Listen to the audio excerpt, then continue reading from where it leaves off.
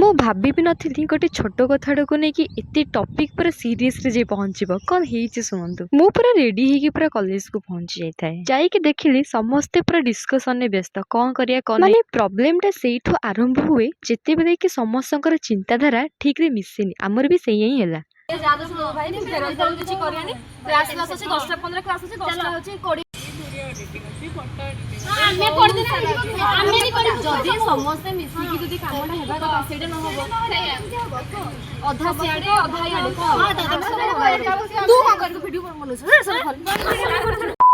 ପରିଶେଷରେ ସବୁକିଛି ସମାଧାନ ହେଇଯାଇଥିଲା। ସବସ୍କ୍ରାଇବର ଭିକ ମାଗି ଏଇଠି ରହୁଛି। ଜୟ ଜଗନ୍ନାଥ।